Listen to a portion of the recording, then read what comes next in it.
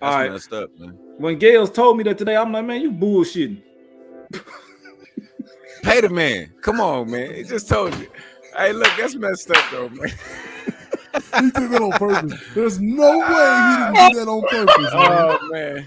That's Big Dean, right? That's why there, you man. have Let's Talk with Gales and Dean's Sidney Dean Williams on the show like this. Hey, like man, tonight, it's Big Dean man. right there, man. He What's gonna up, say what he man? feel.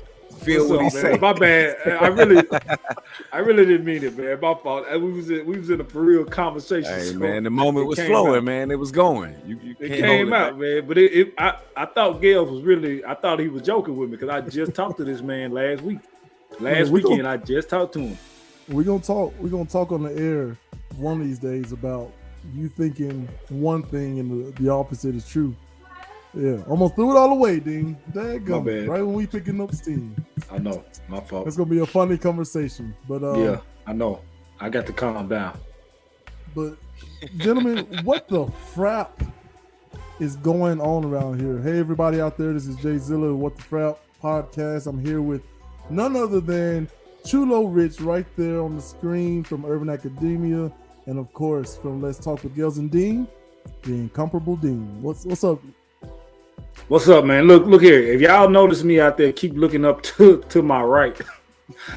My squad is playing Golden State Warriors, so I'm watching the game on my phone as we do this. So excuse me if you see my head. Look, it's a good thing the little light is shining in my glass, so y'all really can't see my eyes cutting up there, but it's cutting up. It's doing something. Well, fellas, oftentimes I go home or, go back to Texas or whatever, and I see a bunch of family, and it's usually during really fun, family-filled, family-driven occasions, or it's funeral or hospital, right? Unfortunately, these are one of these times that we're gathered together to talk about two separate gruesome crimes. One involving the name escapes me. Help me out with the double homicide there in Colombia. Gaines family. Yeah, that was 3 houses up the street from my mother. Man, it's crazy. Man. Something about about houses up the street from my mother. You call your mama? Yeah, they was good. I the way I found out, I didn't know it was on this street. My god sister, I seen it on the book, and I messaged with. No, she put some on her page, and I'm like, what the hell done happened in Colombia? Because she would like pray for Colombia, and she sent it to me, and that's when I seen the address. So I instantly called my mother then, and they was good though. I'm like, damn, that's crazy, man. Man, I'm telling you, man, like, and the thing is, I know the older brother. I know C, man. C good people. Him and his other brother. And just for you to have somebody that you friends with to lose a parent like that, man, like, what do you really call them and say? Like we all done with people dying and everything, but to have a parent murdered, man, I just, you know what I'm saying? I didn't know what to call or say, so I just messaged and told her, your family in my prayers, man, and be praying for you, because you just don't know what to say a person go through a tragedy like that, man. That's a tragedy, dude. And my hearts and prayer go out to him, his family, the grandkids, and man, just Colombia as a whole. That's where we all grew up at, and we want to see the community get better. You don't want to see nothing like this. This is one of the biggest tragedies that doesn't happen in Murray County in a while, I think. I could be wrong, but this is pretty big. But thoughts and prayers go out to him and his family, man. Absolutely. And I'm glad you said that, because I titled this Thoughts and Prayers and. Because, even when you look at the Bible or science or whatever, you got to put some action behind your faith, right? People at General Motors, there's a lot of faith going on in a GM plant, right? Or on the road as a trucker or a caregiver. All these different jobs, there's a lot of faith. Charlemagne the God often talks about how he just gets a lot of anxiety just thinking about all of this is just glued together based on some type of faith, right? We are driving on the roads, we're just believing that the cars next to us are not gonna just fall asleep and crash into us, right? Hoping. You know, hold on. Let me. And speaking of you saying that, man, it's crazy you just brought that up because it was a kid, not really a kid, a young man, 30 years old, that lived in Athens, Alabama. I think, you know, people from down there, they make that commute back and forth to General Motors Spring Hill. Where he was on his way to work the other morning, and actually lost his life on the way to work to General Motors. 30 years old with 2 kids, man. My heart go out to the kids, man. You just lost your daddy, and then 30-year-old, that's too young to be leaving the earth off an accident going to work. So, you know, you brought that up. That, you know, we think the other car in the other lane ain't gonna run into us. You don't never know. You know what I'm saying? So always say a prayer before you leave and stay on your P's and Q's when you drive. Especially for, you know, Rich, you know, he drive them semis, and so we know how a car just cut one of them off just for the heck of it. So you just got to be on your P's and Q's walking the streets or going in a tough neighborhood. You got to watch yourself on that road. So, you know, prayers go out to that young man too that just lost his life, man, and his kids and his family. I didn't know him. I think he worked at the plant when I was down there, but I didn't know him. But still, that's hard to hear. Yeah, man. Absolutely. So, I guess we can start this off with a clip. This is courtesy of, man, I can't even tell you exactly, with Channel 4 News, and we're gonna. I don't know. We're gonna start off by talking about these two acts, and we're gonna look at just the current reporting and the facts, and then we'll discuss how to move forward. Let's do it. Tonight, a manhunt is underway for 27-year-old DeMondre Gaines, who police believe killed his parents. Police have officially named him as a suspect in the double homicide, with warrants issued for 2 counts of first-degree murder. News 4's Courtney Allen spent the evening in the neighborhood in Columbia and talked with family and friends about the horrific scene. This has been a busy street all day as law enforcement, family, and neighbors try to make sense of what happened to Katrina and Christopher Gaines. They both come from good families, you know. You never would expect anything to happen like that on this street. A double homicide is the last thing Ava Anderson expected to happen near her home on Skyline Drive. Most of the people here are older people. So, and everybody kind of stay to themselves. Especially to people that she knows. I was friends with Katrina. I grew up with Chris in church. They were really, really super nice people. Police say a family member found Katrina and Christopher Gaines dead inside their home. It's unclear exactly when they were found or when they were killed, but we know police have been on scene since around 10:15 Monday morning investigating, and at one point removing a dog from the home. There's been so many people in and out, you know, and some are just spectators trying to find out, which I'm a spectator, but that was my friend. Columbia police are issuing first-degree murder warrants for the couple's son, 27-year-old DeMondre Gaines. If you see Mr. Gaines, Mr. DeMondre Gaines, notify your local police department, whether it be the Columbia Police Department or any other area that he may be in.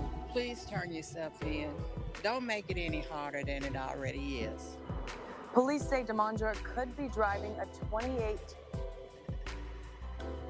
Okay, so I stopped it there because, you know, he has been apprehended, and it's okay. I guess the floor is open, man. I don't even know really how to talk about this. I had another guest. I got you, Dean. I had another guest scheduled, and then, you know, that fell through, and then I took on some more hours at my job. And this is why I'm starting so late tonight. But these two are willing to step up and have this conversation. So, man, you know, it's crazy, man. I remember that little dude. I remember that little dude coming to Riverside and hoop. Well, not with my group, but you know, when the older guys get done, you always had the little young crew. They was gonna sit in there. They're sitting there all day till we got done to get on that court. And I remember seeing him over there play ball, man. Always a quiet good little fella, man. from what I seen, had a smile on his face and stuff. And like I said, C, I know good people, man. I grew up with C, played in a couple of leagues with him. C always had a good business intellect. I always kept the fresh shoes. C mom, they all good people. His brother now got the cooking business, man, along with his mama. So that little young dude, man, I remember seeing him over there play ball and stuff, man. And never thought he done that like it.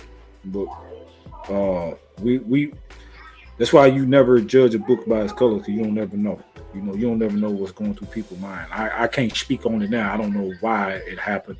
It's just sad that it's happened, especially in a small community, close-knit community, man. And those two people that are deceased was well loved in their community, well loved. And I just hate it for C and the family. Hopefully they find, I know it's going to be hard, but hopefully they can find some peace down the road to get through this. Right. So, Rich, Dean just brought up something. You never know what goes on in people's minds.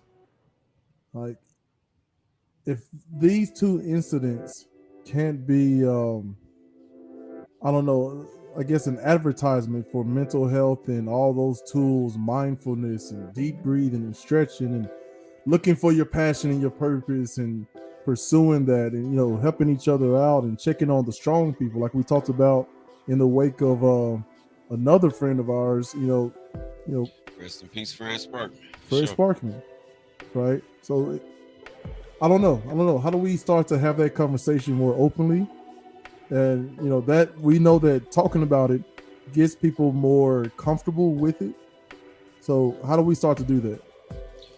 I mean, we know that, and I'm glad that we know that, you know what I mean? But this is for our audience, and we have to learn to get more open about communicating in general. It doesn't matter what it's about, but communication in general. We don't talk about things. We go through all type of shit, and we're just left to face it on our own. You know what I mean? And a lot of people can't do that. Obviously, we're seeing that. You know what I mean? Even the strongest, the people that we deem the strongest, they're not able to just go through these things. You know what I mean? So there has to be an outlet. There has to be a way to speak about these things, some way to get this tension out, Absolutely. I'm trying to think of, what was it? J. Cole. He put it in the song. I forget. Well, he's basically talking about how there's a suicide prevention hotline. There's a poison control hotline. There's 311 in your city and state that you can call for non-emergencies. You find a dead animal on the road or whatever. There's all these tools out there. Do we have the numbers? Well, for all of that, yeah. Suicide prevention, yes.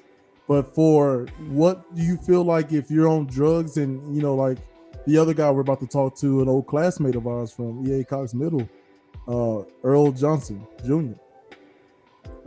There's no, I think what J. Cole's pointing out is that, because he says in the lyric, like, what about, for all my guys who are thinking about committing murder, right? Who are feeling, the pressures of just society and neighborhood and environment, right? What about a hotline for those numbers? And I'm surprised that when I looked it up, I couldn't really find anything. They refer you to, if you think somebody's committing a crime or about to, call the police. It's like, what? Like, no wonder that, policing in America is such a strenuous thing. It's a stress-filled job for these officers. They have to do so much, right? You got to cover mental health, robberies, armed or not armed, burglaries, just everything. Cats in the tree, or hey man, my daddy looking at me crazy. All of that is patched into the police, and it really shouldn't be, right? Which really speaks to the lack of leadership and the stresses that we, the people, put on all these systems. So I don't know if we can figure something out or get some therapists together. I reached out to a couple of our friends who are in that profession. Of course, it's last minute, so they couldn't make it, but we're gonna try to do something. I know for us, and when I mean us, I'm speaking of black men. Um, we pride on like being tough. Y'all know that because we all black. It's some within us. We pride on being tough. So a lot of us hold stuff in. We don't let it out. We don't want to talk to people about stuff, and a lot of our mental health stuff we just bottle up for so long because we don't want to come out and tell nobody because like worried about somebody judging you for stuff that you're going through. I've been through things. Gales, you know, me and you talk about a lot of stuff that I probably wouldn't open up, you know, years ago. It took me to get what 35, 36, 37 to even start talking about stuff with you. Right. You know what I'm saying? And you've been knowing me since we was basically 10. Chulo, Tone been knowing me longer than that, you know. So I always been the one to carry a smile on my face and act like everything great. But I've been going through hell because I'm worried about the backlash I get from somebody if they know what I'm going through. Now I don't really give a damn. You know, I can openly open up and talk about it, and I really care about what nobody think because this is something that gotta make me better. So I feel when a lot of us get to that point, and I'm not saying white males don't go through it too. White males they're a little quicker to open up than black males because we just got that pride, we got that. As Jimmy Young, you say that that we just don't want to. We don't know, but we black. We don't want to open up. We can only speak for us. That's what I'm saying. We just we carry stuff, and we could be going through hell and just not even let nobody ever know. You know what I'm saying? And that's we got to open up about it. So we got friends, homies, anybody go speak to a therapist. Or just come out with it, man. You're going through something. You the ancestor of a slave. You know what I mean? You the ancestor of a slave. You know, somebody was getting their ass whooped in your name. You know, couldn't speak out about it, couldn't holler out about it. You know what I mean? So whatever's in you, that's what was in them. So it's in all of us. You know, so innately, we keep our mouths shut sometimes when we shouldn't. Sometimes we speak up on things that we need to be quiet about. You know what I mean? It's a learning process. You know what I mean? But we got to figure out a way to keep our community safe. You know, we got to figure out a way to let problems out when problems are there. You know, I can't imagine what it was that was in the mind of this young man that made him kill his mother and his father, you know. And killing is one thing, you know what I mean? I've been involved in a lot of shit. I've done a lot of shit. I've never killed a person, you know, but I've been involved in a lot of shit. And stabbing, you know, when you stab a person that many times, you know, something happened. I don't know what happened. You know, the police know something happened too. The police know that shit too. You don't stab somebody 15, 20, 30 times just for the fuck of it. Hey, you stab somebody. They always say, if you look at these forensic shows and everything, when it's a death or a murder and it's a stabbing, can you hear me? Yeah, my bad. I was trying to secretly produce Rich. Rich is talking to the middle of it, so not the top. Right here in the middle. It's always said, if you look at forensic show, forensic files, first 48, anything, when these detectives go and investigate a murder, and if it's a stabbing murder, they say that was something personal. For sure. You always hear that when it's a stabbing murder, that's something personal. I ain't gonna speculate because I don't know. I don't know. And a stabbing is one thing, but stabbing that many times. I mean, you can look at any show. There was emotion involved. Right. Sit down on your bed right now and punch your pillow. See how many times you punch it before you get tired. Yeah. If now you look at imagine anything, if a pillow was bleeding. You understand? Right. You gotta really have some emotion to go through that. That's what I said. Like if you look at any of them shows, Forensic File, First 48, in any of them shows, they dealing with stuff like that. And whenever the detectives go to a murder scene and it's a stabbing murder scene, they always say this was something built up personal for a stabbing thing. I'm not gonna speculate what happened in the house. I don't know. I wasn't there. I'm just going off from the statistic. And whenever you hear that about a stabbing death, yeah, it's one of those things that, and again, we keep coming back to communication and mental state of mind. I guarantee you, communication played a part. Oh yeah, for sure. And the mental state of mind, I don't want to use that as an excuse, but it is a factor. You know, if you're looking at it this way, you have to make sure to try to, as emotional as this is, especially for us since it's in our backyard, right? You gotta try to understand the mentality behind someone like that. You gotta go into them deep, dark corners. There are plenty of people who chose that as a profession because they have some sort of innate ability to be able to, one, stomach it, and two, be interested and passionate enough to get to some answers so we can get to some other answers and possible solutions on how to prevent some of these things. Not to say that you're gonna do every one, but it's happening at a clip that has not been seen in the history of the world.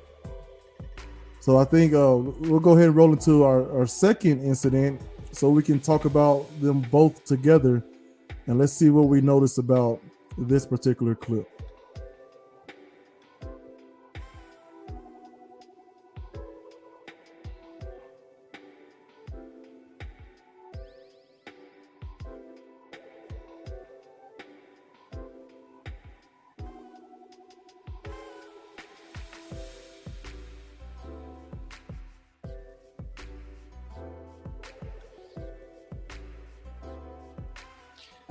What the fuck is it about these niggas doing this shit on Facebook nowadays? It's no different. I We'll guess talk about it a bit.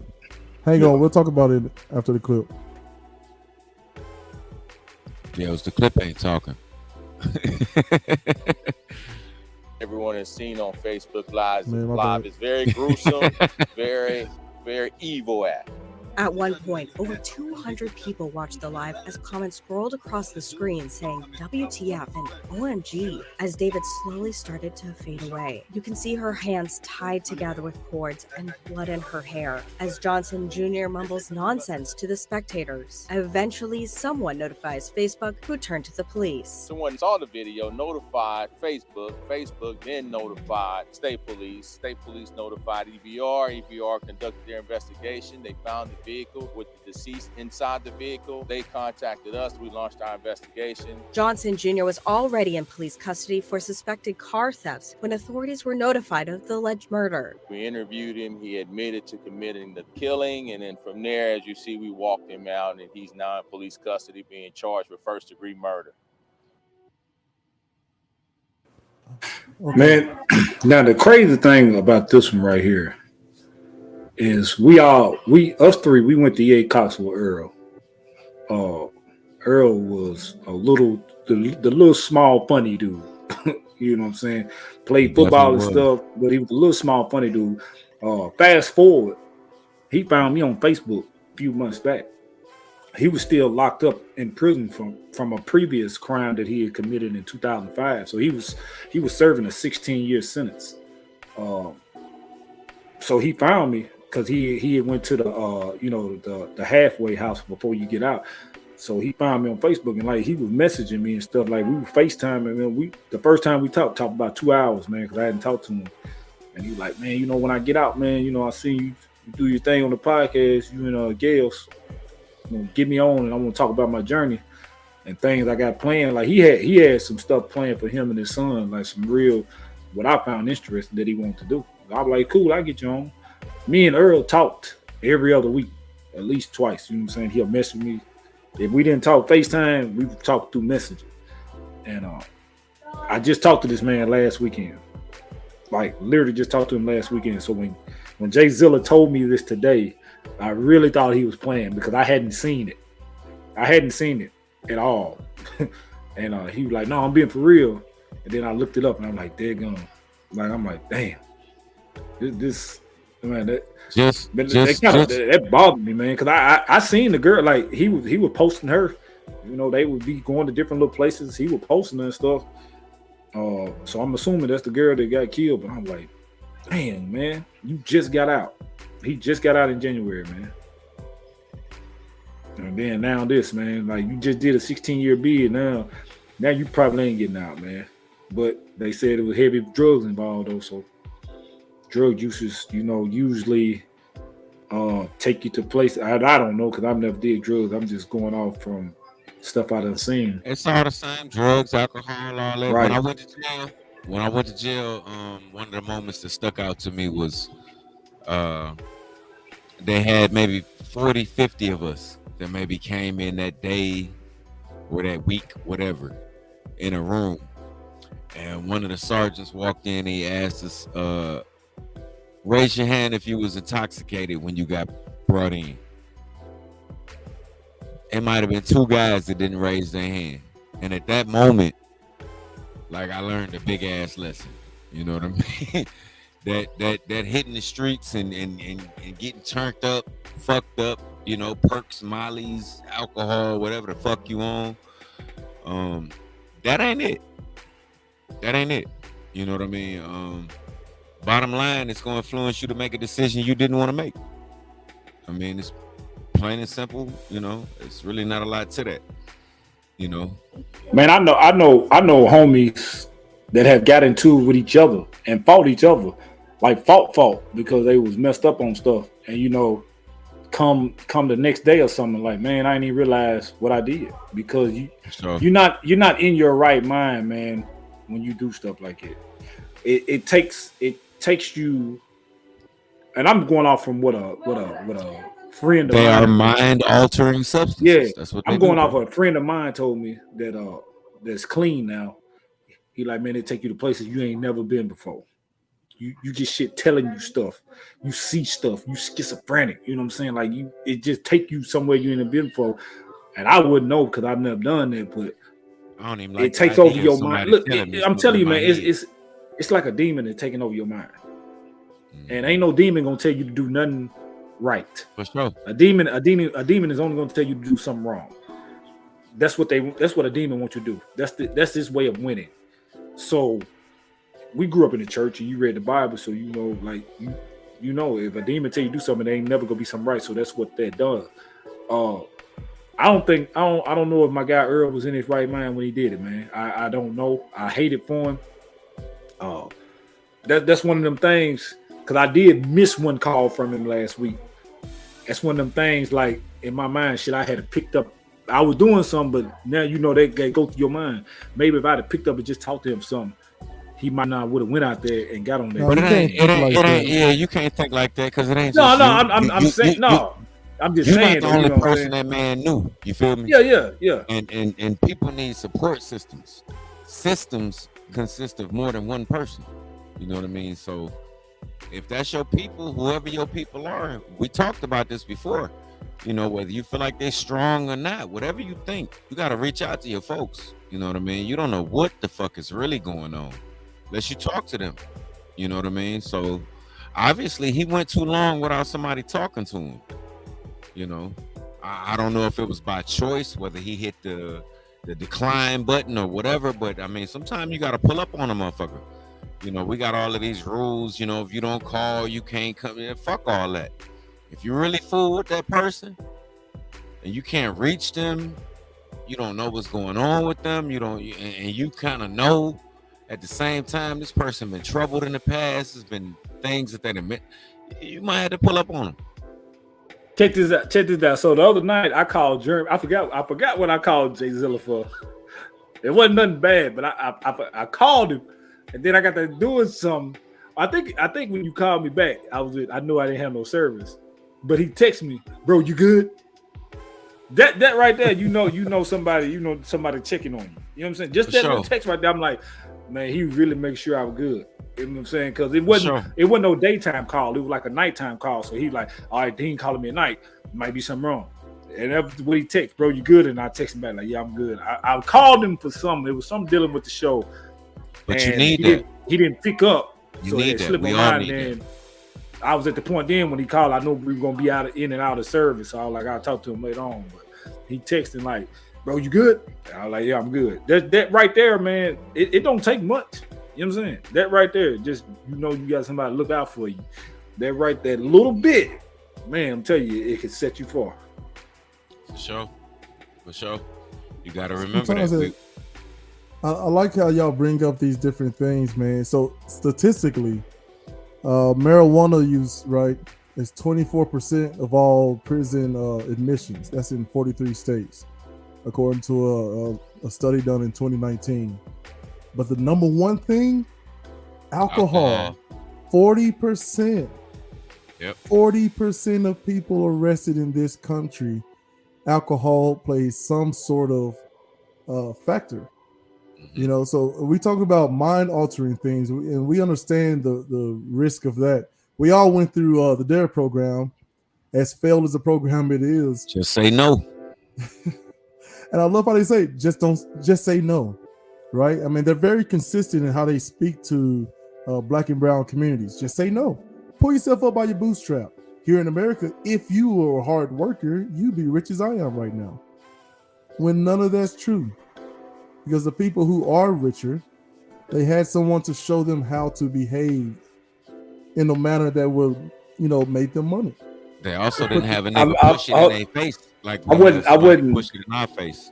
I wasn't cheering you on because you talking serious. Draymond Green just stripped the Joker in a crucial part of the game, and the Warriors finna steal this game. That's what I was cheering about. I know it came in a.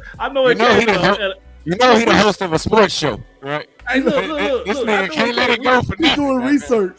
Bro, look, we going heart to heart, and I looked at that and I was like, yeah, you know what I'm saying? But hey man, go Golden State. Talk about that Go Golden State. Yeah, don't nobody want to see the Nuggets in the playoffs anymore. Hey, man. Like, I'm glad y'all are good in the regular season, but get out of here. Yeah, you boring team on here. But look, I'm glad you did that, because look, I had this thing here lined up ready. Okay, because it's a very sensitive topic we're discussing. So I was like, let me just roll some daggum cute babies right in the background, man, just to relieve some of the tension. That's a cute baby right there. The last one was a cute baby. I think all babies are adorable, Rich. That baby was drunk. The helplessness, the like, I need you. That last baby was drinking. Bro, look. We all got kids. And this baby here gonna start some shit when he get older. We all got kids. Do you remember the stuff do you remember stuff? But I'm honest about my kids. I know if they on some bullshit, I said that last baby. Wait a minute. Wait, hold on, Rich. I gotta get to the dean over here. What the crap did you just say? I said we all got kids, right? Do y'all just sit back and just think about some of the crazy stuff that your kids did as a baby, like the faces or just the off the wall stuff they would do? And I'm talking about baby years, anywhere from 6 months to a year. They just do. I know mine just do some crazy stuff. I'm still having those reactions. It's the voice. It's the voices for me. My daughter Annika. Okay, you know, if you know me, you know I'm a shoe person. So my kids, they fall right in line. I'll never forget this. She was about 1 year old. She had a fresh pair of Adidas on. You remember Adidas used to do the Goodyear tone? We used to wear them Goodyear Adidas like for the racing shoe. They was in style. Hold on. I had the jacket. Tone. Hey, you see how he addressed you? Yeah. You didn't have the jacket. Gales, you didn't have the jacket. We don't need to go. Gales, you didn't get in the kicks, man. I had the jacket. Let's finish the story like we're supposed to. But I remember, look, we were riding, had the back window down. I look back here, and one of the Adidas are gone off her foot. I'm looking all around. You know, I could have wrecked that. I pulled up. I'm like, I can't find this shoe. Start back up driving, going on about our way. I look back here, that shoe in her hand like here, the other one. And she just dropped it out the window. Man. And looked at me and laughed her ass off. I was like, this is a brand new shoe. That was her first day having them on. Gone. Yeah. I said, you know what? Us parents are so crazy. We spend all this money on these baby shoes and stuff. Half time they don't even wear them. They wear them one time, they grow, or they just throw them away. For sure. Yeah, my son taught me the same thing. That nigga loved Spider-Man at the time I was trying to buy him Jordans. You know, and we walked through Walmart and he kept picking out the goddamn Spider-Mans and the Paw Patrols. And I realized at that moment, you know, nigga, I want to buy him Jordans. This nigga don't give a fuck about Jordans. Yeah. Let me get this man Paw Patrol. So I got him 5 pair of Paw Patrols. I got him one of these and Spider-Man and one, you know, it's easier to do that. I said, fuck it. So anytime he wanted some shoes, I brought him back every other week to get another pair of Paw Patrols until he changed his mind and he wanted something different. You know what I mean? You know, since forcing it on him early and breaking your pocket. Look, I'm tell you, look here, man. Look, Josiah. Let me tell you about this dude. On top of like my oldest son, he wear the same size shoe with me now. He in the 13, 14 years, he wear 13. So God bless you. I could just God hand him. bless you. You know, all my stuff's just it stay fresh. I could just hand him. So Josiah, man, Josiah no shoes, of course, because he always going to the shoe store with me. So he know his shoes. That's a rough life. So you remember when the breads came out 3 years ago now. Yeah. He went in the store, picked them right up. Dad, I'm gonna get these right here. You know that man wore that shoe like that them 3-4 times. How do they know to go pick up the most expensive shoe? He picked up the breads. You hear me? He like, you got them, and I did. So I'm like, you know what I'm saying? So we had them. So that's how they know. So he outgrew them, and then his mama found them again online as he got older, and he got them again. So he had 2 pair of breads. But I bought this was recently. The Trey Youngs, they got a bunch of this. I like the shoe. Like if I could find them, yeah, boy, there they go. I see you talk. Trey Young, you know he got Adidas. Well, he got one shoe got multiple colors in them. If they had this shoe in my side, I would wear it. Man, just said he loved this shoe. Dad, I want this shoe. I want this shoe. Man, I seen him wear it. I got him on a Saturday. He wore them to school that Monday. Then a few months go by. That shoe just still sitting. I said, dude, you don't. This damn shoe cost $80, and you say you ain't even wearing it. Talk about. I'm gonna save it for basketball season. No, you ain't, because by basketball season you're gonna be 2 sizes too big. You finna wear this shoe, man. I'm like, man, and you know, my daddy and my mama always told me like, don't be going out. Don't. You daggum right, Kyle Newland. Steph did win. My mom and daddy used to be like, don't be going out paying that much for no baby shoe because they're going out wrong. Hey, while we talking about that, black people, if you're listening, you know what I mean? It's something that I just kind of got on myself. And a lot of us are waking up to. But if you buying them shoes like that, you know what I mean? If you spending that money like that, Dean, I'm on your ass. I'm looking in your background, my boy. If you buying them shoes like that, hey man, buy a stock in them shits. You know what I mean? Don't have 90 pair of Nikes and not have a piece of stock in Nike. You know what I mean? You could have paid for all of that shit very easily. Tell me why me and Gales and already talked about that on my end. For sure. You should be talking about that on a daily basis. He already threw that gem in my ear a while back. Oh, for sure. Yeah, Nike ain't going nowhere no time soon. You know what I mean? Invest a little money, get you some money back. You know what I mean? Same thing with anything else that you use on a daily basis. If you got an iPhone, you should have an Apple stock. You wear Nikes every day, you should have Nike stock. You know what I mean? So just instead of just, you know, black folks, instead of us blowing all our shit, you know what I mean? Let's invest. Let's get a check. So one of the so as we had the cute baby break, I hate to do this to y'all, but let's bring it back to the subject matter, right? A double homicide where a person allegedly, I guess at this point it's still allegedly, murders his parents, and then a classmate of ours brutally beats, chokes, and stabs the woman he was with to death.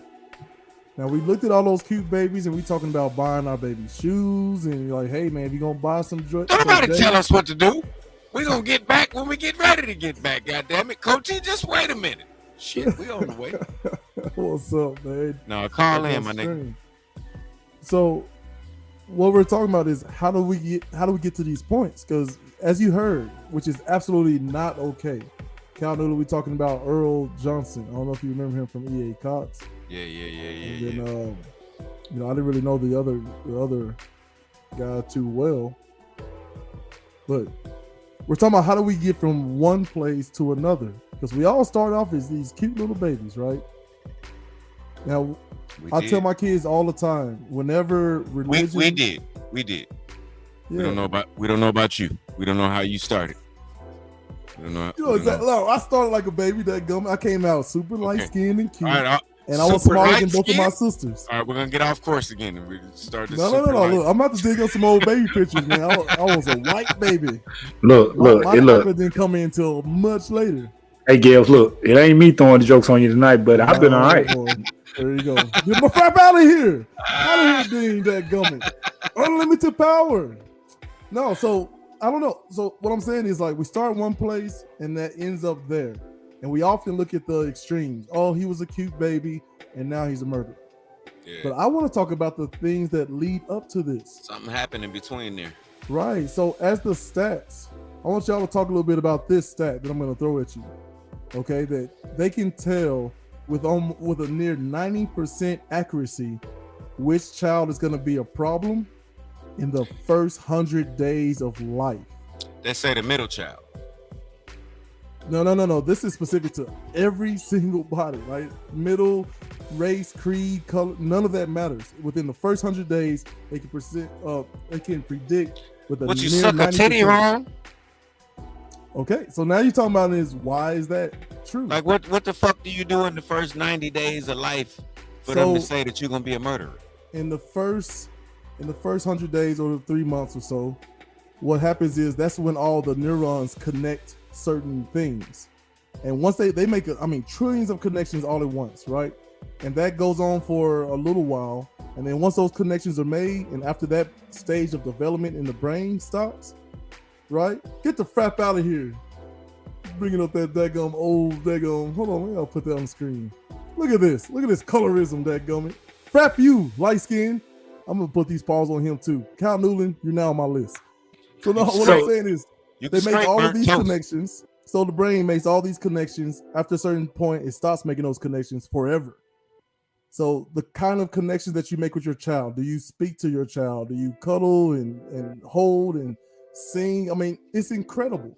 Even before a child is born, it can tell, I'm using that loosely. It can tell the difference between the native tongue of the mother that's carrying them and other languages. I mean, that may be true, but I don't know that, go ahead, a child is going to be fucked up if you. So if I 90 days, right? I put a pistol in a child's hand. I don't say nothing to him. He's definitely going to be a murderer. That's what you're telling me. I won't say that. What I'm saying is, that's what you just said. I'm saying is if you don't like, I'm not going to hug him in these 90 days. I'm going to give him a pistol. Okay, yeah, most likely. And they say a problem. I mean, they don't say how far that problem goes, but then later on they can tell who is more likely to go to prison. So check this out. These are very early stages of this stuff, man. So check this out, cause we all was in school, and I know when we was in school, like early on in middle school and stuff. Tone and Jeremy, I ran with my guys from the hood. That was just something I did, and teachers can mess up your mind because they see who you running with, and you got teachers will be like, you're not gonna amount to nothing. You keep getting somebody to tell you that and tell Miss you, Hickman. Miss Hickman. For me though, Miss Hickman. For me, it was more.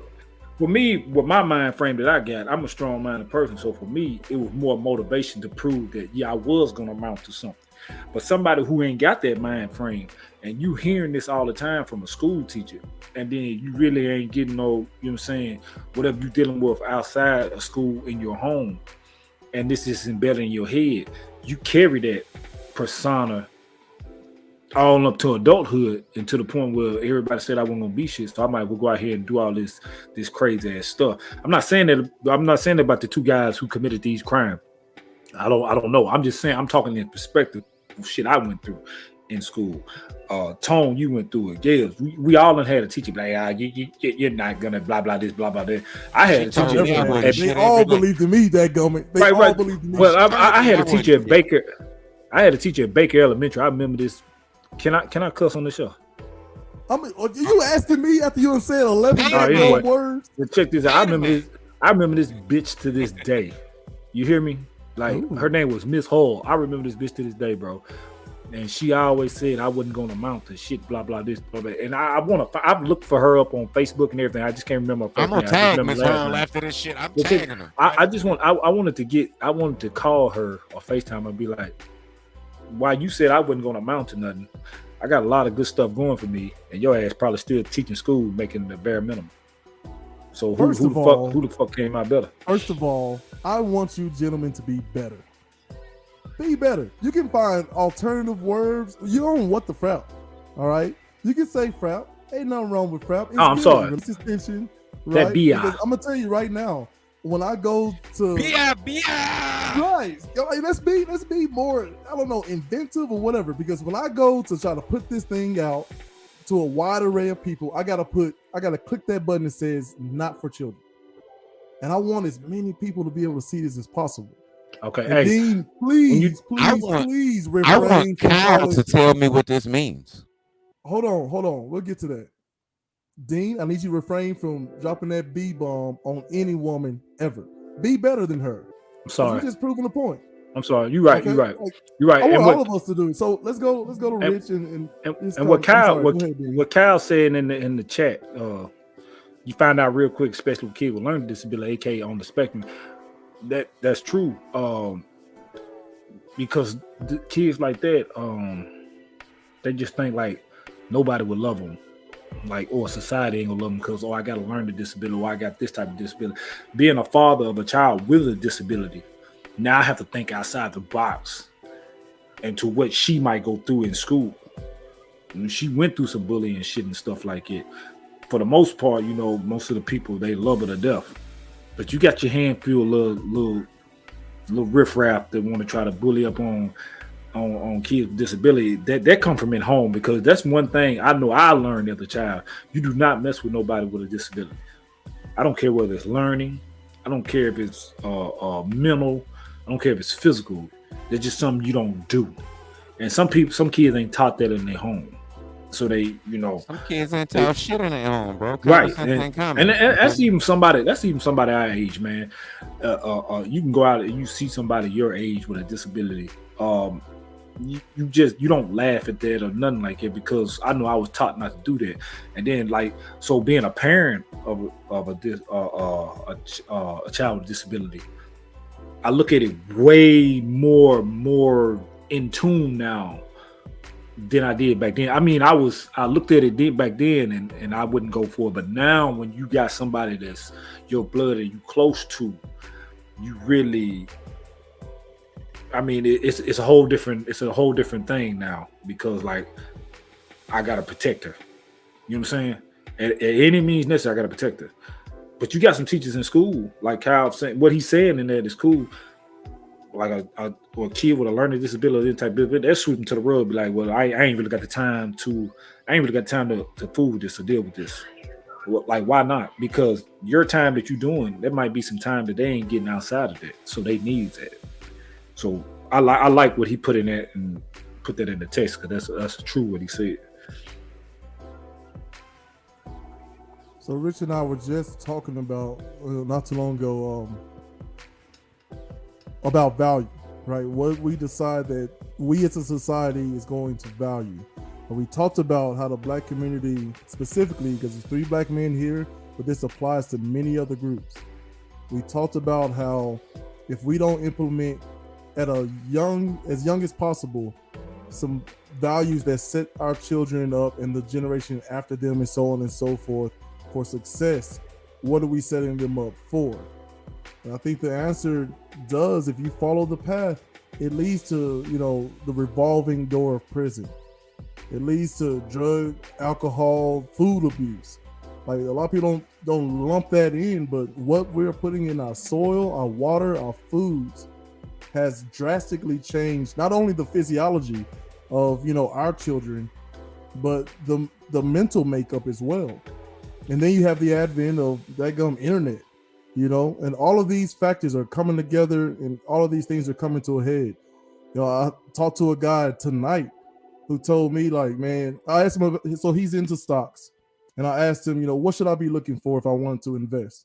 He said, really, you should be paying attention to 2 things, S&P, and you should be paying attention to the Fed. Our boy Craig put out a comment about the Fed, like what the stock market looked like before the Fed spoke, and what the stock market looked like after the Fed spoke.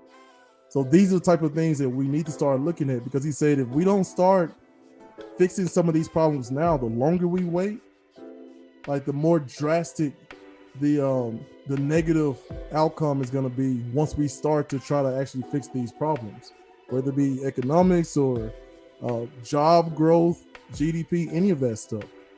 So Sure. I really want to drive home, what are we teaching our children to value, especially in a society that you have to work so hard. Two parents now, both have to work, so we're not at home giving that one-on-one much needed attention to our children.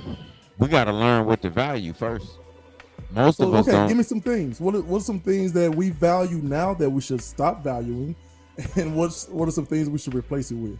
Hold on, I'm gonna stop you right there because y'all could have valued my friendship and told me I had a damn tan line going We because I told was you at about a this. football practice. I was Nobody at a saw flag that, practice with man. my son today. Nobody But y'all nothing seen saw that. that. We told you about Come this on. bright ass light you had on top of your head before we Yeah, started. y'all seen that. Look at this, man. Y'all could have said something. I'd have put Get him out of here. That gumming. Hey, Okay, man. what Hey, are we man. valuing now? And then Every- what? Everybody walk into the light. We'll let him just have a little timeout over there. Just have a little timeout for Dean. So look, what are we valuing? I'm like, I can't even talk. What do we value now that we shouldn't, and what can we replace it with, Rich? I mean, we value bullshit. Unfortunately, you know, I don't even like to say that out loud, but it's the truth. You know, the culture values murderers, thieves, scammers, you know, just all types of bullshit. You know, the more bullshit you do and talk about it or are known for it, people act like you're somebody, when in reality, you ain't shit. You know, and you're probably stopping your chances of being shit. You know, so we gotta reverse our thinking as a whole. You know, we gotta find some other people to look up to. You know, most of Right. us are looking up to entertainers only. You know, and that's all we know. You know what I mean? Most of you ask the average black, you know, who do you really look up to? Who do you admire? You know, 9 out of 10 times it's gonna be an entertainer. You probably won't hear about a scholar. You probably won't hear about an author. You probably won't hear about a teacher or politician. You know, you're gonna hear about some fucking entertainer. You know what I mean? Because that's what we was taught. That's what we were told. That's what we were primed to do. You know, but that's not all there is. You know what I mean? There's cultures that, you know, they make sure that they have 2 or 3 lawyers in the family, you know, just to make sure that the family's good. You know what I mean? To me, that makes sense, you know. Right. You know, but like we say, common sense ain't common. And not only is it not common, but we've been left out of that equation for the most of the conversation, you know, so we got to find a way to get back in. Right, man. So Dean, now that he's back with us, man. First of all, congrats to your dadgum Golden State Warriors. But what is something that we value now that we should stop valuing?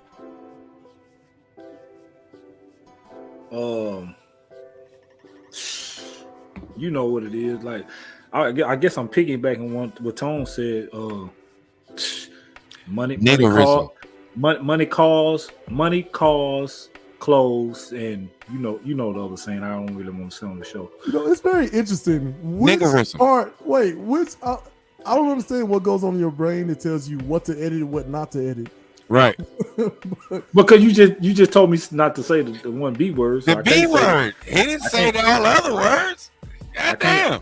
Well, I can't say the other one because that one's gonna be worse. But How about fast women? How about me and Rich covered this last week on Urban Academia, right? How about city girls? Right. So think about it. Okay. Hold on. I gotta get my screen center. All right. Think about it. I don't know if this is a word. Growing up. It's not a word. So growing up, I know for me and a lot of us who grew up there over in the hood that I grew up in.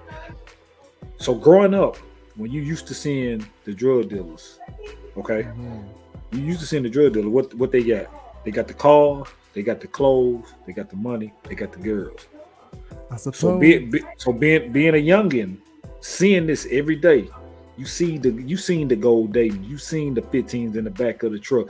You seen the wad of money downtown. You know what I'm saying? You seen all the women flocking around. Of course, we value that. We want it to be like it. That's part of like Tone said. That's part of a culture of growing up. Like, But as a shorty, I looked up to the dope man. Only the right? dope man. I You knew know there what I'm was a saying? dope man. That's Kanye. And then the thing is, like, you know, you had some OGs in the hood that seen potential in you, and they like, nah, you gonna be the one to make out the hood. We ain't gonna let you do that. And I know for me that happened. They were like, nah, you got potential, man. You're an athlete, so we're not gonna let you do this. And it was a couple times I tried to get out there and do it. They weren't having it. And I respect them dudes for that, but just growing up seeing that, man, my Uncle Pops, my daddy brother that got killed in Michigan, man, my Uncle Pops was all in the game. Sold dope, pimp women, had the nice ride, had the gold jewelry. Of course, being my uncle, when he come in town, right? When he come in town, he didn't pimp women. You know what I'm saying? Him and my daddy didn't have a great relationship, but me and Uncle Pops had a great relationship. You know, just because him and my daddy didn't have one, he always said, me and your dad, we ain't got a great relationship, but I'm gonna have a great one too. My Uncle Pops didn't have no kid.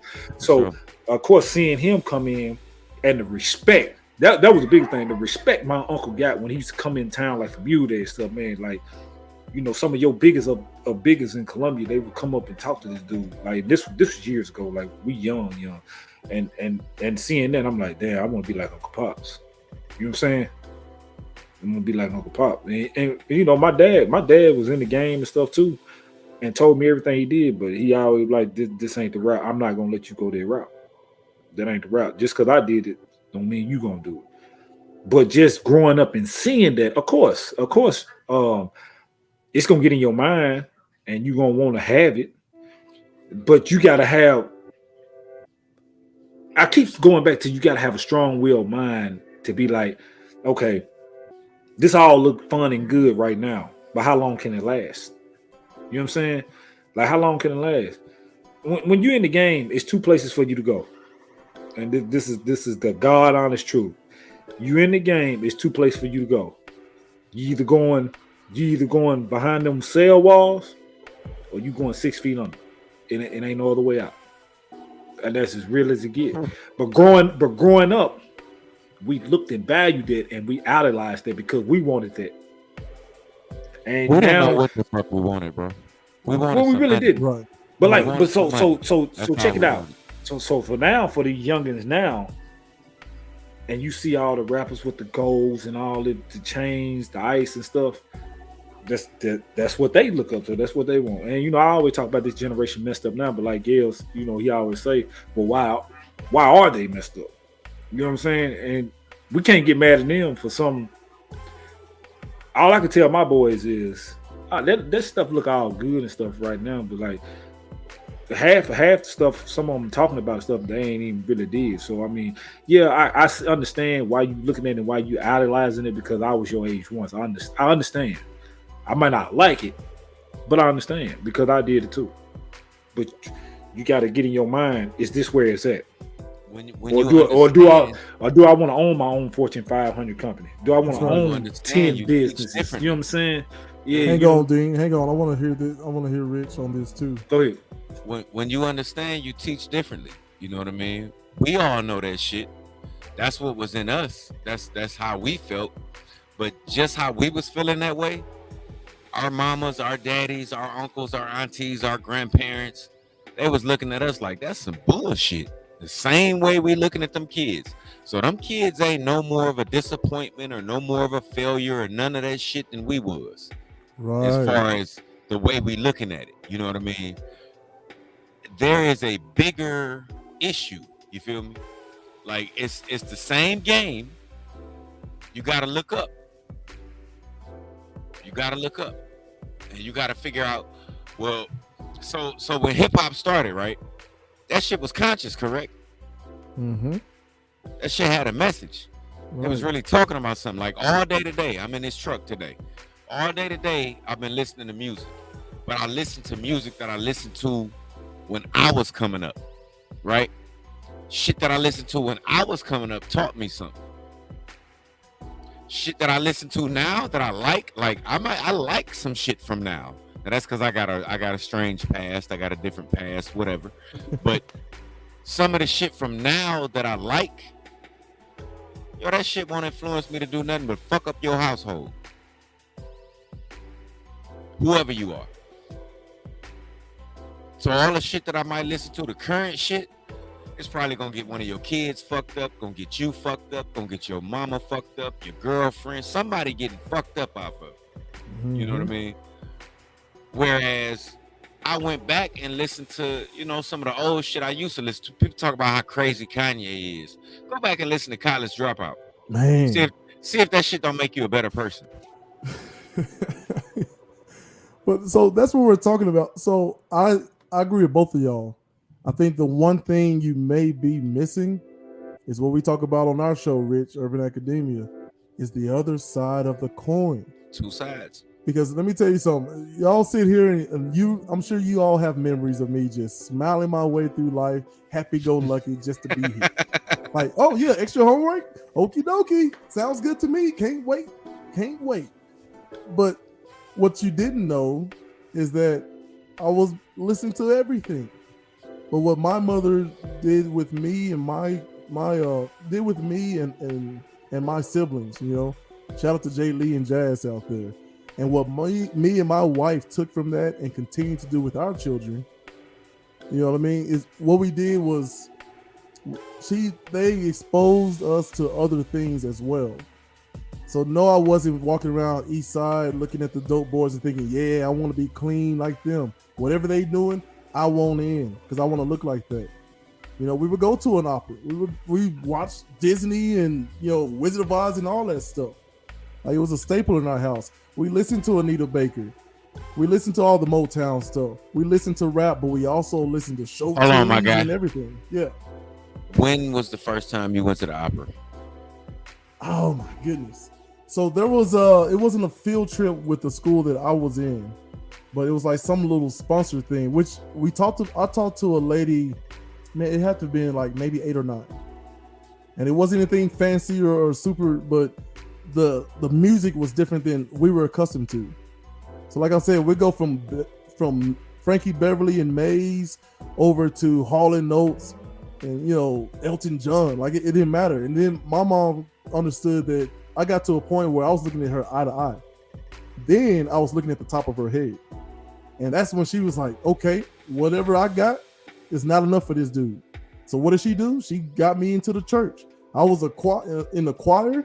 I served on the usher board. You know what I mean? I sat in on some deacon meetings. Hey, now I'm gonna tell you one thing, and you met my grandmother. Growing up in the Williams gang, that's what I call my family. Mm-hmm. We all had to be in that church. You were gonna be in that church choir. You was gonna be a junior deacon. You was gonna be in plays. Cause you came to a couple of them plays that I did. You was doing something in that church. When my grandmother, she wasn't going, but our parents, you know, she put the icing on the cake. Our parents would make us do it too. We was at church Wednesday nights. Vacation Bible School never missed, and you was always there on the Sunday growing up. That's one daggum thing I say. Like we had to do one of the things because our grandmama wasn't going for it. Right. And I hear you talk about some of the old school music. That was the only way I could get in my dad's car ride.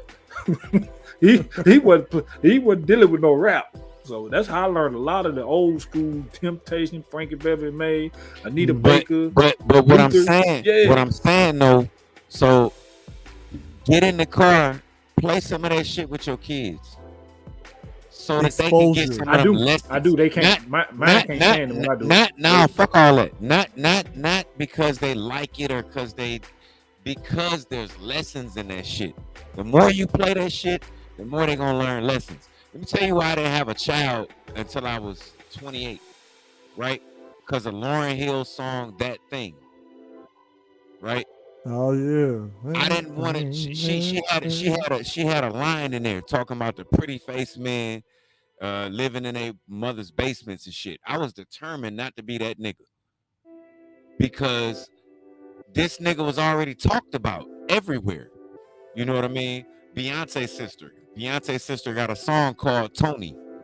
You know what I mean? If it wasn't for Tony, you know, not saying that Tony was the nigga she was talking about, but just using that name as a generalization for Right. bunches of niggas. But I'm Tony for real.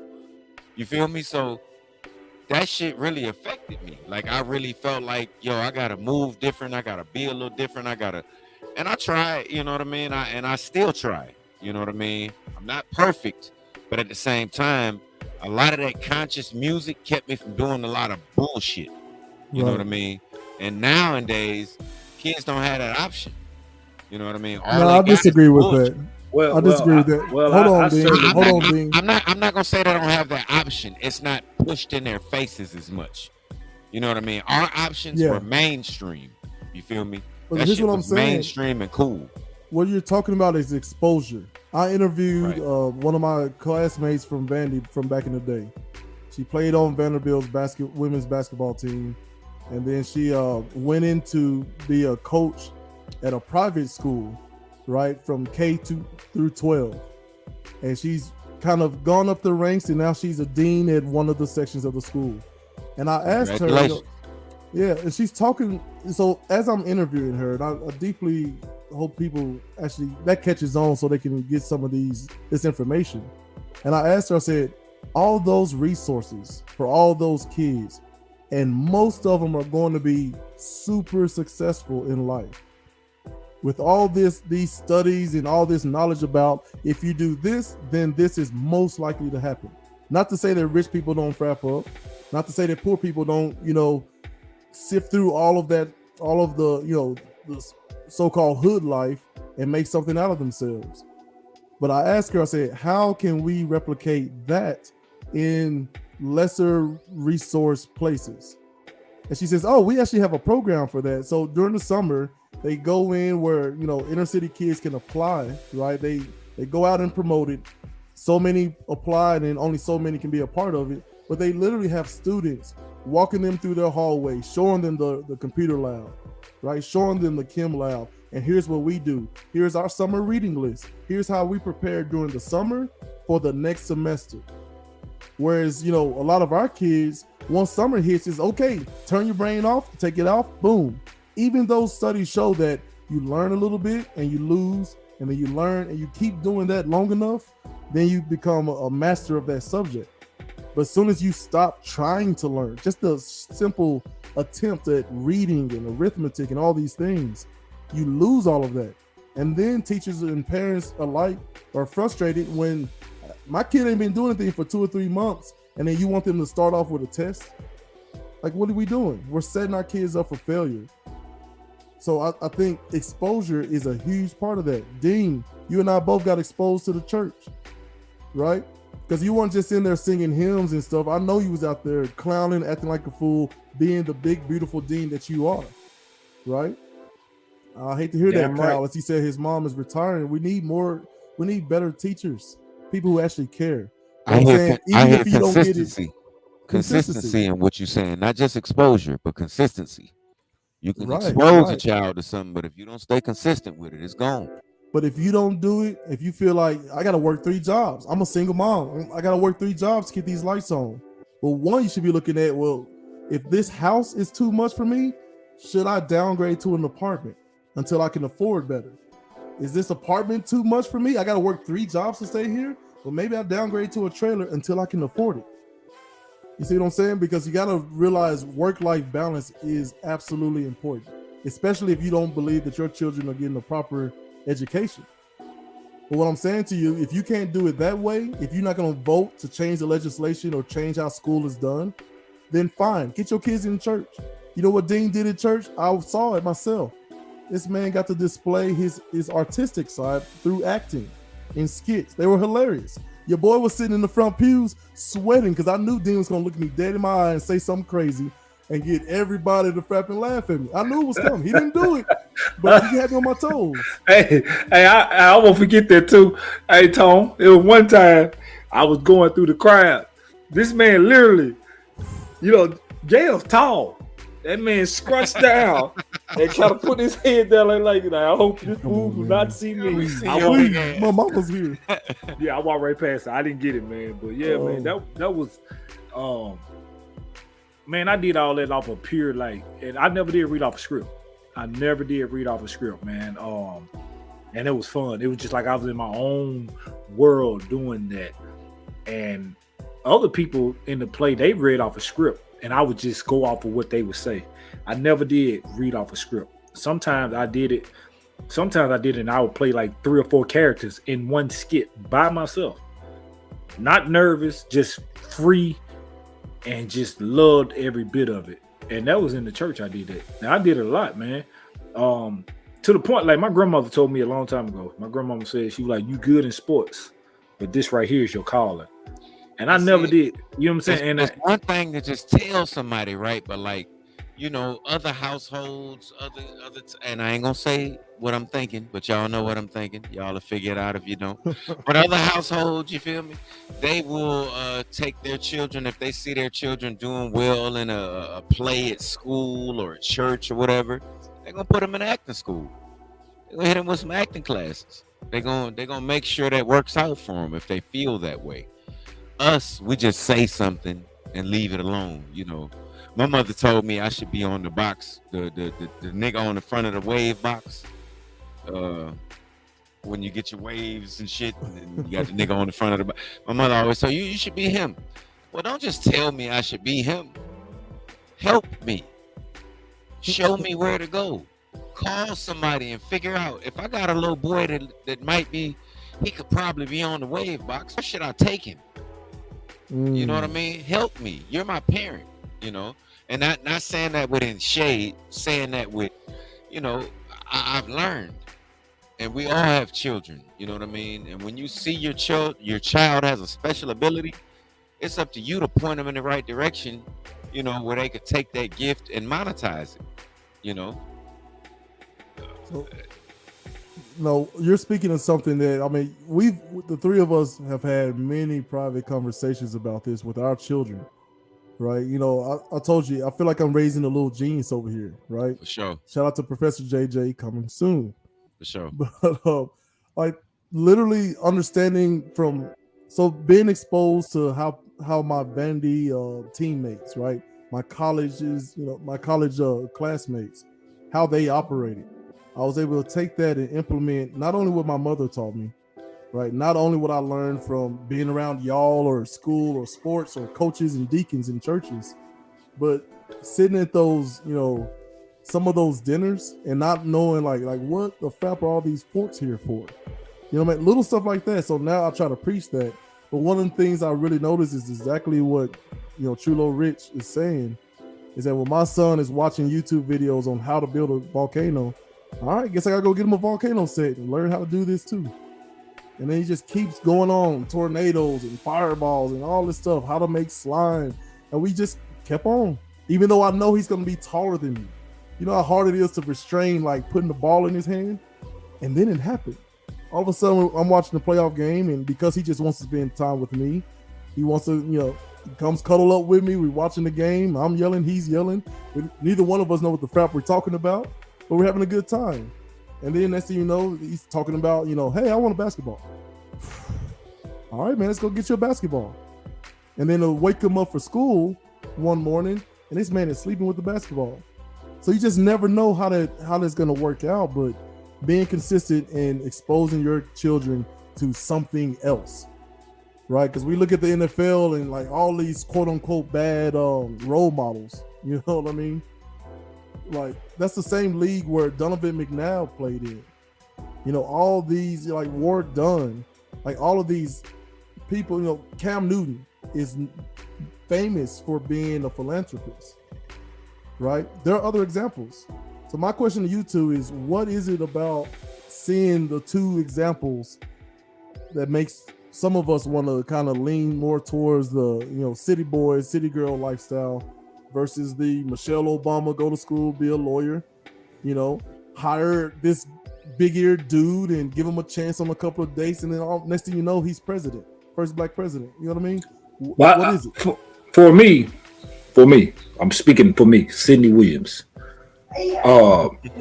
For me, I went more towards sports and thought I was gonna make it in sports because I put blood, sweat, and tears in it.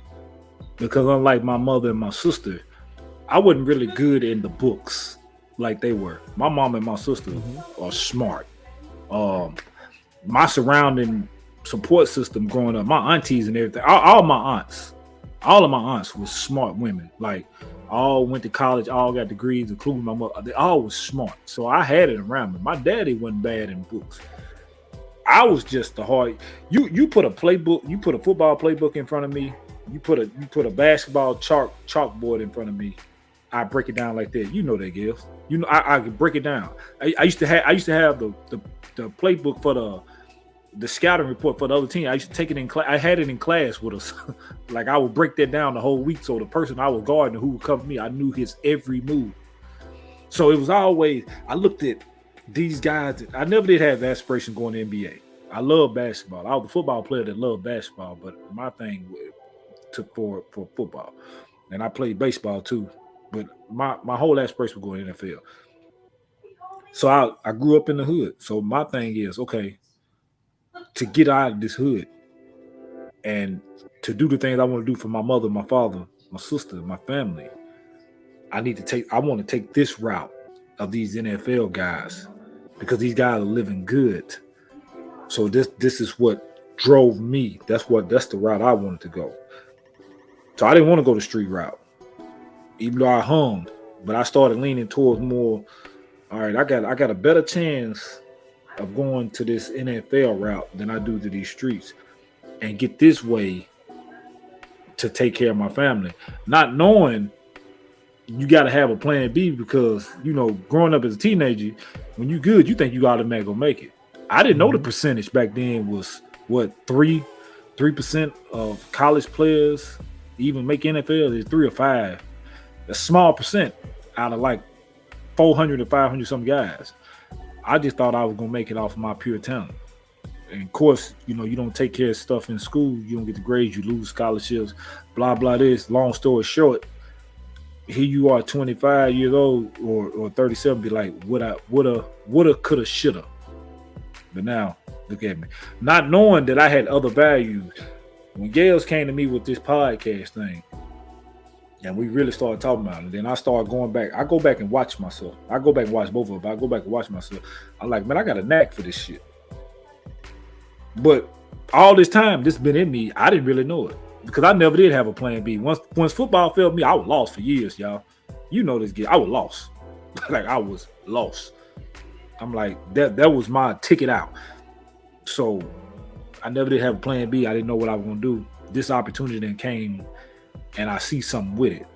Right. So now what I tell my kids is, because the ones that play ball, that's good. And if that's what you want to do, you pursue it. I ain't going to stop you. Have a plan B, C, and D in case that falls out. There's nothing wrong with being smart. There's nothing wrong with walking around smart. Absolutely I don't care if your friends talk about you. That ain't nothing walking around with you being a smart young man, a young woman. Because if your friends talk about you because you're smart, they stupid. Right. Because being smart, you can own your own shit. And ain't got to go into a place where you got to go make money because you got to do it. You can work for yourself or do something that you love to do instead of something you have to do.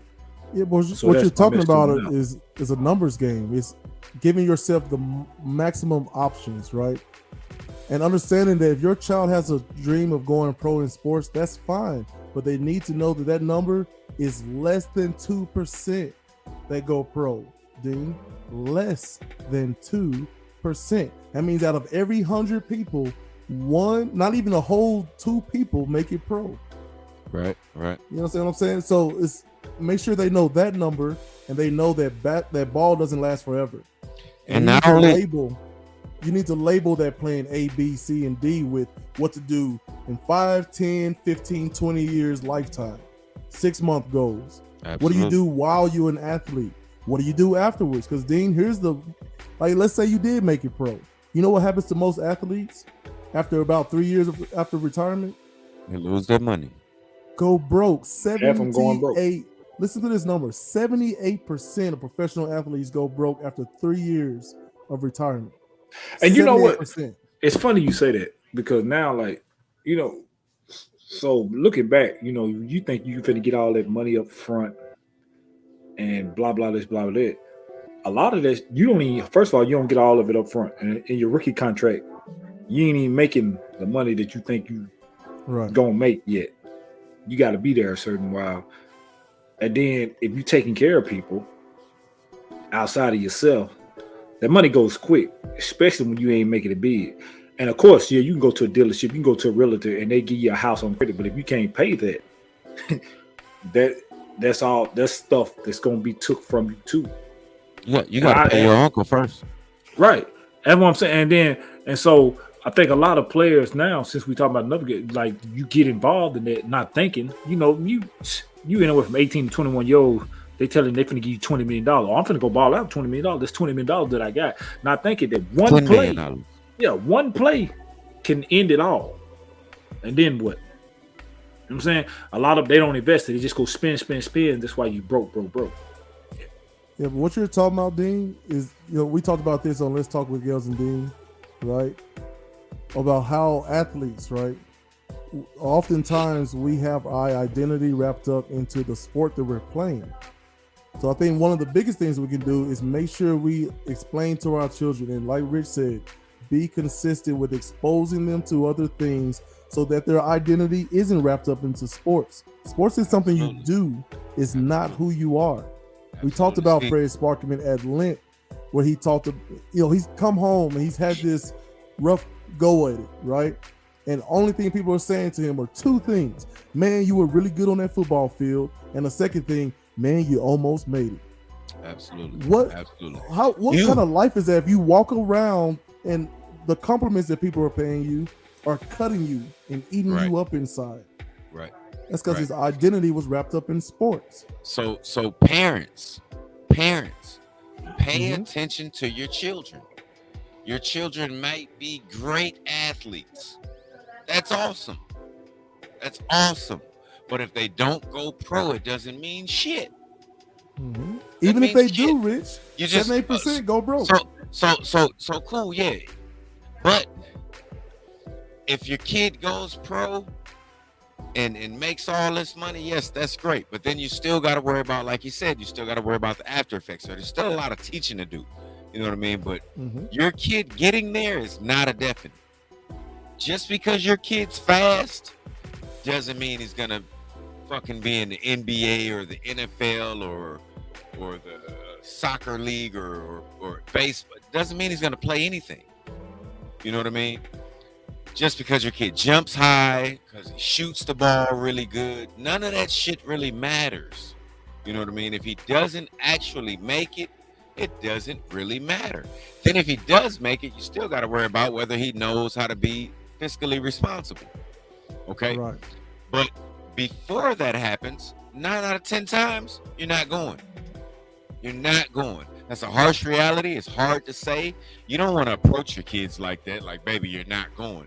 But you want to make sure your kids know, if you don't go, son, daughter, I need for you to still survive in this world. I need for you to still thrive in this world. What can you do that will make you survive and thrive? And rather than just asking the question to your child, as an attentive parent that's looking at your child day to day, you should be able to offer them an idea. Right. You've been alive this long, you should be able to offer them a suggestion of somewhere that they can go to utilize the talents that they have. If you cannot do that, you gotta look at yourself a little bit. You know what I mean? Right. But don't be discouraged. Like when Rich is saying, look at yourself, that means take an honest look at yourself and what you bring to the table and what you want your child to be and what you're lacking. That's and it. do it exactly like my mother did. Like, I mean, Rich talked on Urban Academia about how his father told him some of the craziest stuff early.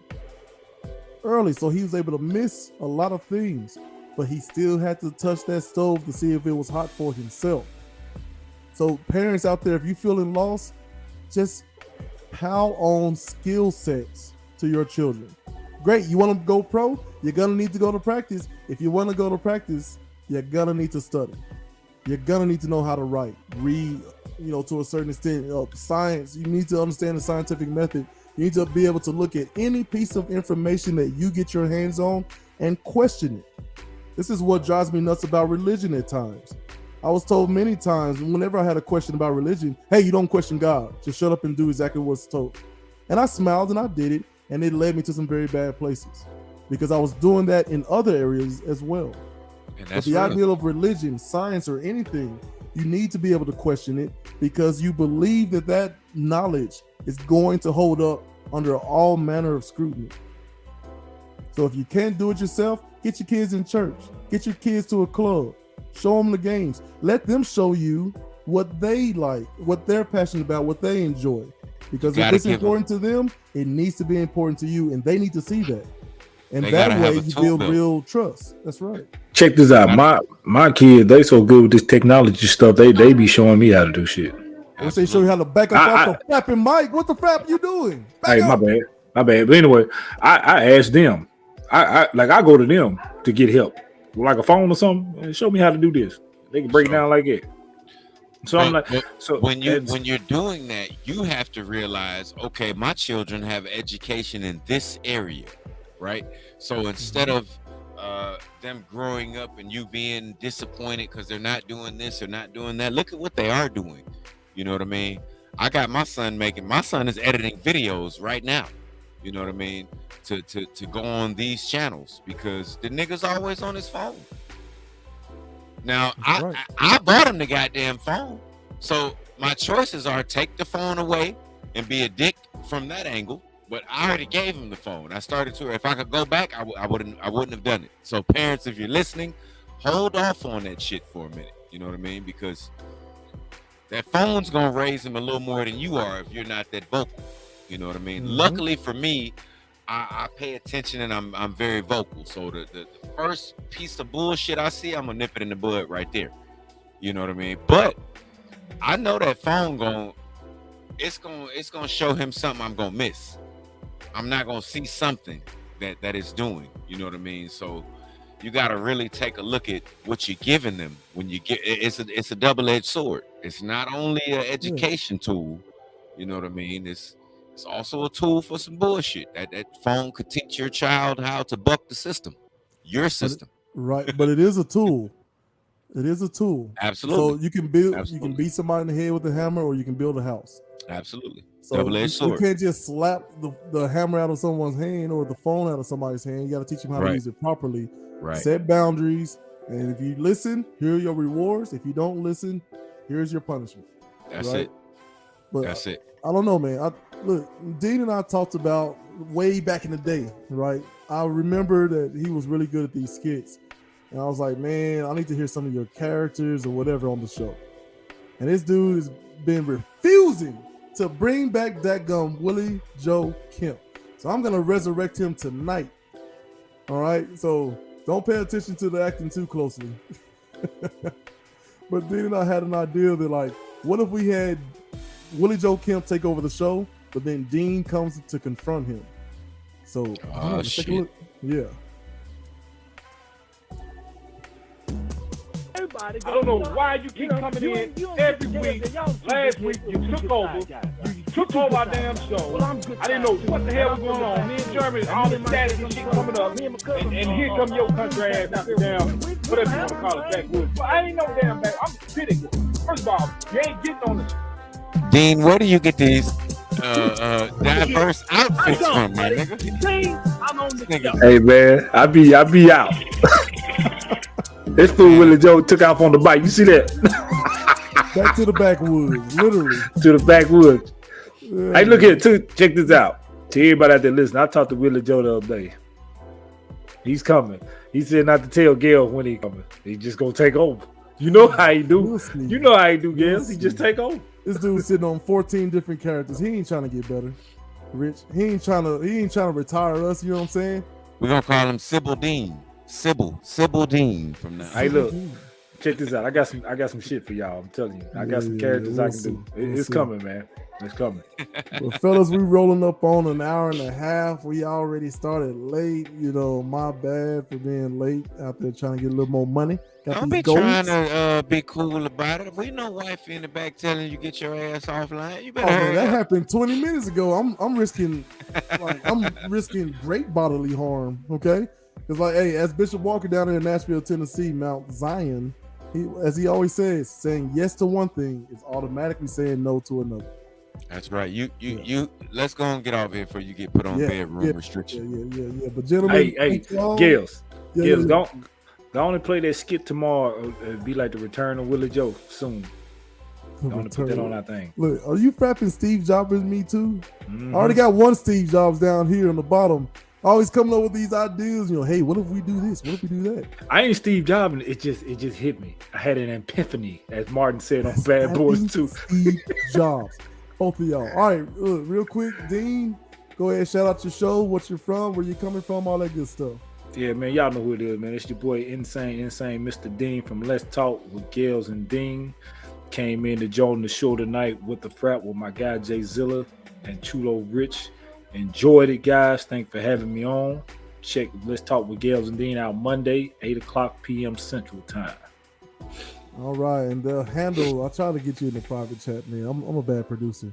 But you can find us at Gales and Dean right there. For people who are just going to be listening to this, is at GALES, the letter N, DEAN, all one word. So appreciate you for coming out, my man.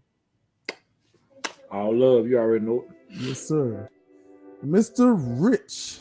Yes, sir. Hey, man, we want to thank y'all again, man, for joining us. We had a fun time with y'all tonight. You know what I mean? We can't wait to do it again. You can join me and Gales anytime, every Saturday night, 8:00, at 931 UA. That's on Instagram, Facebook, Twitter, wherever you get your podcast, Twitch. You know what I mean? We're excited to have these conversations, had the tough conversations, had the tough talks, and we can't wait to have you on the next one with us. You know what I mean? So next time, everybody, we love you guys. And remember, common sense ain't common. Hey, the tag. Yes, sir. Man, thank you to you two for, showing up in such short notice and so late. All three of us got regular jobs. All three of us got the babies. All three of us just are doing so much, man. So we appreciate anytime anybody can stop by and have these conversations.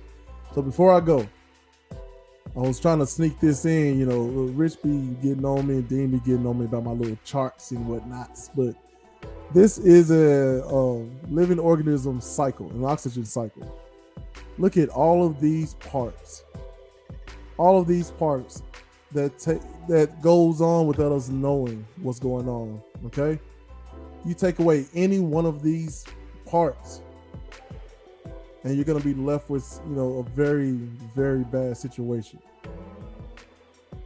And what I'm trying to say with all of this stuff, if I can get my screen to work that gummit, what I'm trying to say with all this stuff is we start off as babies, we go through the 6 stages of child development into adulthood, and then we move into I don't know if this term is frapping. Hey, what's up, man? Right at the end. That's all right. You can go back and watch it, man. Ain't no problem with that. I'm sorry. I'm in my chat room over here. So if you take away any piece of that cycle, it's not going to work.